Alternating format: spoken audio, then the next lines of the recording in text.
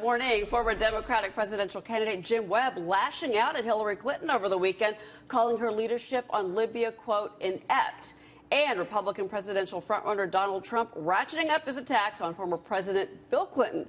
Trump highlighting President Clinton's many alleged and proven affairs while calling him a sexist. Well, joining me now with reaction is Bold founder and Opportunity to Live senior writer Carrie Sheffield. Carrie, Hillary is reportedly set to unleash President Clinton to go campaign for her. Donald Trump is ready to go. He's already attacking Bill Clinton. Is this going to derail the GOP, or is this going to actually help Hillary Clinton with Trump after her now?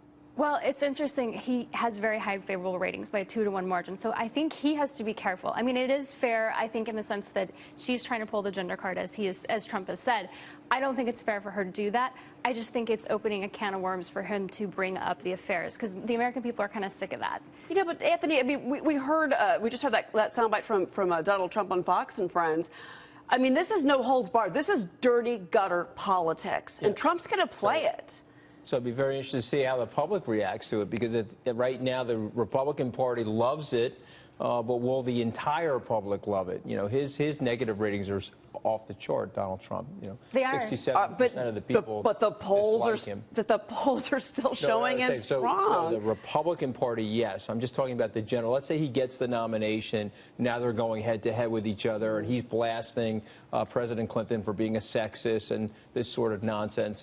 Will that translate into a Republican victory with this sort of mudslinging? Morgan? Well, and I think Carrie is right that the American electorate is sick of the affairs, and that's exactly why they should not be voting for Hillary Clinton. Do we really want another 8 years of this? I mean, does anyone think that President Bill Clinton has been behaved since he's been out of office? There's only going to be story after story and scandal after scandal. So I think if the American people are tired of these Bill Clinton scandals, then they should not be voting Hillary Clinton in. Well, but you know what, Carrie? I mean, the thing is if you look back at Bill Clinton, I mean, we're going back 20 years now. Right. The American people have short-term memories. They have ADD true. when it comes to politics. Yes. Are they going to even care at this point that they're going after Bill Clinton? I think people have sort of accepted who he is and what he did in his past. So I actually don't see what this will do for Donald Trump strategically. And the fact is, you know, Anthony mentioned Donald Trump. Quinnipiac said 50% of Americans say they would be ashamed to have Donald Trump as their president. So I just don't think that it's going to help. Let's talk about these brands for a second. So the Clinton brand, you guys correct me if I'm wrong. It's like, okay, so we tell a lot of lies. We're a little on the slimy side, but we're fairly effective in governing. I think that's their brand, okay? And then people have bought into that.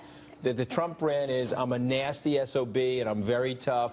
I'm going to say things that are politically incorrect that you may or may not like. Right. Those are the two brands. But here's the thing, Anthony. I mean, obviously... Either of those brands presidential at this point in our history? Well, then, okay, well, so then again, you're behind Jeb Bush, as are you, Morgan. So what does Jeb Bush do in all this? What do any of these candidates do to differentiate themselves from... a lot more. I know that, Morgan. I'm sorry. Morgan is a great person to send it to. But what does Mr. Bush do? What does Jeb Bush do in all this? Well, I think his ground, I'd be interested in Morgan's, but I think his game right now is he's got to be very effective in New Hampshire.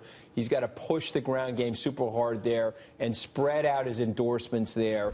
And he's got to either come in second or, you know, where I think he's going to have some trouble going out of New Hampshire into South Carolina, down into Florida. Well, I'll talk about Chris Christie's the dark horse, Morgan. I think 2016 is going to be a defining political year in American history, and we say that every election.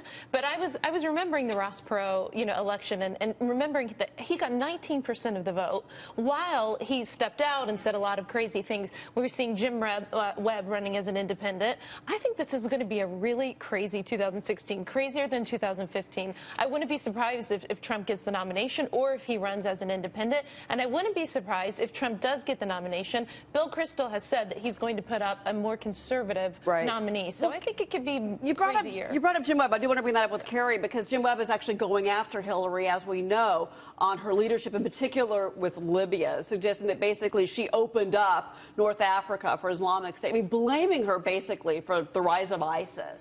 Is that a good strategy for Jim Webb, of all people? Well, I just don't think that Jim Webb is going to get traction. I mean, to Morgan's point, running as an independent, I honestly don't see him being a Ross Perot figure. I don't think he's going to be able to pull that. Is he a Ralph Nader, though? Is he a Ralph Nader that can pull some votes away from her in a close election, the way Ralph Nader did to Al Gore in 2000?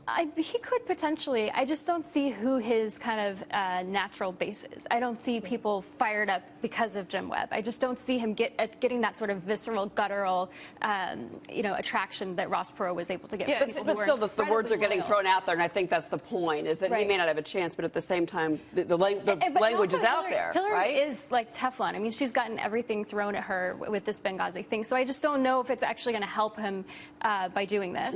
Morgan? I think that he sort of gets the same base that she has. I mean, she's often criticized, and then her party with not being liberal enough, especially on foreign policy. So I think in order for someone to really detract from her, as you said, like a Ralph Nader, you'd really have to have someone more liberal, like Bernie Sanders, who we're not talking about, who's actually polling very close to her in Iowa and New Hampshire. Would not be surprised if Hillary Clinton loses one of the early states to him. All right, well, right after January 1st, it's all going to get going. Carrie, Sheffield, thank you very much. It's good to see you this morning.